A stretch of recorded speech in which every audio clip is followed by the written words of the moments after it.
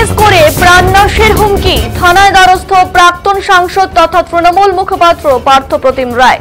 Phone ও SMS করে প্রাণনাশের হুঁশিয়ারি প্রাক্তন সাংসদকে।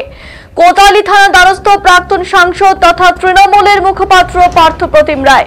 অভিযোগ, গত রাত 12টার পর হঠাৎই অজানা নাম্বার থেকে একাধিকবার ফোন আসে প্রাক্তন সাংসদ তথা তৃণমূল মুখপাত্র পার্থ প্রতিম রায়ের ফোনে। ফোন ধরলে তাকে প্রাণনাশের হুমকি দেওয়া হয়, পাশাপাশি রাজনৈতিক জীবন শেষ বলেও হুমকি দেওয়া হয় বলে জানিয়েছেন তিনি। এদিন হুমকির পাশাপাশি টেক্সট মেসেজ করা হয় বলেও জানান তিনি। গোটা বিষয়টি তিনি পুলিশ প্রশাসনকে জানান এবং পরবর্তীতে কোচবিহার কোতোয়ালি থানায় এফআইআর দায়ের করেন তিনি। এদিন তিনি জানান এফআইআর এর কপি তিনি পুলিশ সুপারকে দেবেন।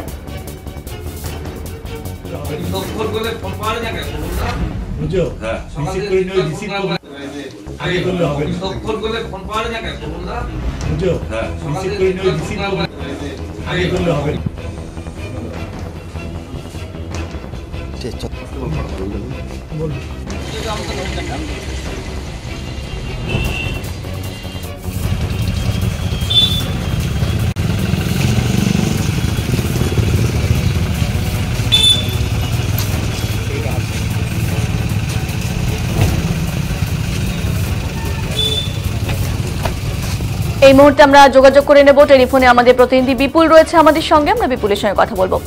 বিপুল, আমরা জানি আর কয়েক মাস বাদেই রয়েছে নির্বাচন, তার আগে এমনিতেই কোচবিহারের রাজনৈতিক পরিস্থিতি উত্তাল হয়ে রয়েছে। সেখানে দাঁড়িয়ে এই যে প্রাক্তন সাংসদ অর্থাৎ পার্থ প্রতিম রায়কে ফোনে হুমকি, কি বলবে এই গোটা বিষয়টি নিয়ে?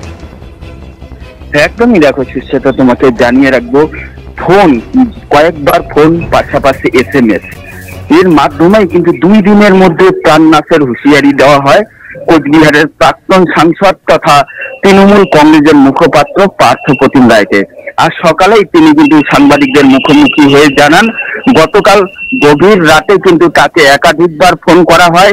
এরপর যখন তিনি ফোন কলটি ধরেন, তারপরেই কিন্তু তাকে হুঁশিয়ারি দেওয়া হয় এবং রীতিমতো 2 দিনের মধ্যে তার রাজনৈতিক জীবন শেষ করে দিবেন বলেই হুঁশিয়ারি দেন জনৈক ব্যক্তি। এরপরে কিন্তু তড়িঘড়ি তিনি গতকাল রাতেই পুলিশের উচ্চ পদস্থ আধিকারিককে বিষয়টি জানান এবং আজ সকালে প্রাক্তন মন্ত্রী রবীন্দ্রনাথ ঘোষের সঙ্গে দীর্ঘক্ষণ আলোচনা করার পরেই কিন্তু তিনি কোচবিহার কোতোয়ালি থানায় যান এবং সেখানকার আইসি তপন পালের কাছে একটি লিখিত অভিযোগ দায়ের করেন। পাশাপাশি কোচবিহার পুলিশ সুপারকে কিন্তু সেই অভিযোগ পত্রটি দেন। এখানে দাঁড়িয়ে যে বিষয়টি আসছে যে বিগত কিছুদিন ধরেই কিন্তু কোচবিহারের রাজনৈতিক অবস্থা অনেকটাই টালমাটাল পরিস্থিতির মধ্য দিয়ে যাচ্ছে। তার মধ্যেই এই প্রাক্তন সাংসদকে প্রাণনাশের হুঁশিয়ারি, যা নিয়ে কিন্তু রাজনৈতিক চাঞ্চল্য দেখা যাচ্ছে কোচবিহার জেলা জুড়েই। তোমাকে জানিয়ে রাখবো, সামনেই রয়েছে বিধানসভা নির্বাচন 2026। তার আগে প্রাক্তন সাংসদকে এইভাবে প্রাণনাশের হুঁশিয়ারিতে কিন্তু রীতিমতো বিভিন্ন রকমের প্রশ্ন উত্তর শুরু করেছে বিভিন্ন মহলে। সুস্মিতা, ধন্যবাদ বিপুল।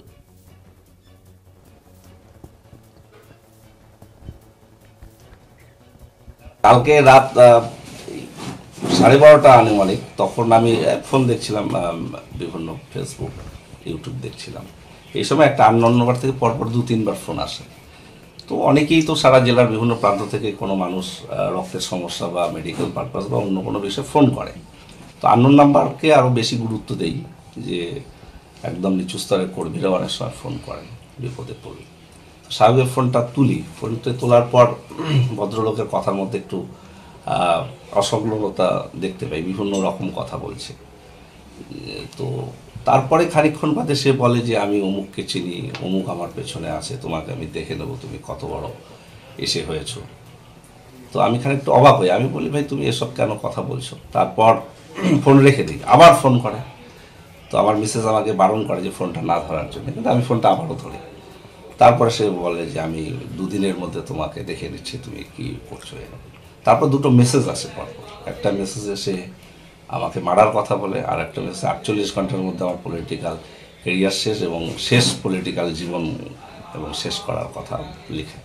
তবে সঙ্গে সঙ্গে টাউন বাবু পরিচিত আমাদের কপিল বাবু, তাকে বিষয়টি জানে।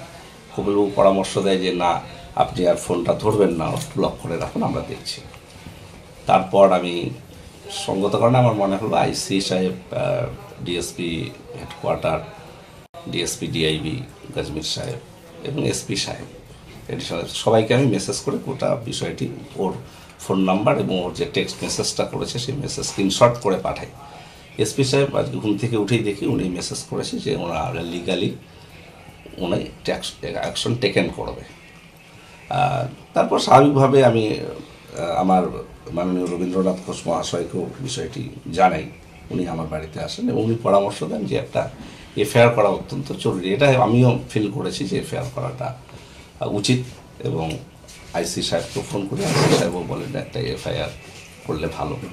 তো আমি সেই এফআইআরটা লিখলাম, এখন এফআইআরটা করতে যাবো এবং একটা কপি আমি এসপি সাহেবকে দেব। বিষয়টা নিয়ে আমি খুব বেশি ভাবিত নই, চিন্তিতও নই, কারণ এ ধরনের বিষয় আমাদের অনেক সময় আকছার ঘটে থাকে বা কেউ কেউ করার চেষ্টা করে। এর আগে তো আপনারা জানেন একটা এক্সট্রিমিস্ট গ্রুপের একজনও আমাকে খুনের হুমকি দিয়েছিল, কিন্তু এটা বিষয়টাকে খুব গুরুত্ব আমি দিচ্ছিলাম না, কিন্তু কেউ কারো নাম এমনভাবে বলেছে তাতে আমার মনে হয়েছে বিষয়টা জানানো দরকার। তো স্বাভাবিকভাবে আমি বিষয়টি জানাচ্ছি, এর বাইরে আর কিছু বিষয় না। যাদের নাম সকলেই রাজনৈতিক দলের কেউ, রাজনৈতিক ব্যবসায়িক সব ধরনের মানুষই আছে। আর যে হুমকিটা দেওয়া হয়েছে সেটা স্পেসিফিক্যালি কি বলতে চাইছে? সে কি বলতে চাইছে আমি তার কথার মাথা মুন্ড খুব ভালো করে বুঝতে উঠতে পারিনি। বলছি যে গত কয়েকদিন ধরে কোচবিহারের রাজনীতিতে একটা টানাপোড়েন পরিস্থিতি তৈরি হয়েছে, সেই ঘটনার সাথে কি এর কোনো লিঙ্ক খুঁজে পাচ্ছেন যে তার সাথে সম্পর্ক থাকতে পারে? আমি এটা কিছুই বুঝে উঠতে পারছি না কি হতে পারে কিনা। তবে আমরা তো পলিটিক্স করি, পলিটিক্সে দীর্ঘদিন থেকে লড়াই করছিস, তো স্বাভাবিকভাবে বিভিন্ন ধরনের ইস্যু হতে পারে। এটা পুলিশ বিষয়টা খোঁজ নিয়ে দেখবে। হুমকিটা যেটা দেওয়া হয়েছে সেটা কি প্রাণনাশের হুমকি বা এরকম কিছু? 48 ঘন্টার মধ্যে তোমার শেষ পলিটিক্যাল জীবন এবং তুমি শেষ, তার মানে তো খুনের হুমকি হচ্ছে। রাজ্য নেতৃত্বকে বিষয়টি কি জানাবে? এখনো জানাইনি, প্রয়োজন করলে নিশ্চয়ই জানাবো। না কাল এদিন কোচবিহার পৌরসভার পৌরপতি তথা বর্ষিয়ান তৃণমূল নেতা রবীন্দ্রনাথ ঘোষ বলেন, এদিন এই খবর পাওয়ার পরই তিনি পার্থপ্রতিম রায়ের বাড়িতে আসেন এবং তাকে এফআইআর দায়ের করার কথা বলেন। গোটা বিষয়টি পুলিশ তদন্ত করে দেখবে বলে জানিয়েছেন তিনি। আমি সকালবেলা হঠাৎ করে পার্থর কাছে শুনলাম যে কে বা কাহারা অধিক রাতে, গভীর রাতে ফোন করে ওকে খুনের হুমকি দিয়েছে এবং আরও বিভিন্ন রকম হুমকিমূলক কথা বলেছে। তাই আমি সাথে সাথে চলে আসি, সব কথা শুনে পরামর্শ দিই যে থানায় একটা লিখিতভাবে এফআইআর করে রাখুক। সেই অনুযায়ী একটা ডায়েরি লেখা হয়েছে, সেটা পার্থ থানায় গিয়ে জমা দেবে, দিয়ে রিসিভ কপি নেবে। এবং যাদের কিছু লোকের নাম বলেছে আমি পার্থর কাছে শুনেছি, আমাদের পরিচিত মুখ, তো কোনোটাকেই ছোট করে দেখা চলে না। তাই এই ঘটনার গুরুত্ব উপলব্ধি করেই থানায় এফআইআর করার এই সিদ্ধান্তটা। কি মনে হচ্ছে এটা রাজনৈতিক কোনো? পুলিশ তদন্ত করবে, তদন্ত করলেই বুঝতে পারবে, এবং যে করেছে তাকে ধরে তার কাছে জিজ্ঞাসাবাদ করলেই বোঝা যাবে।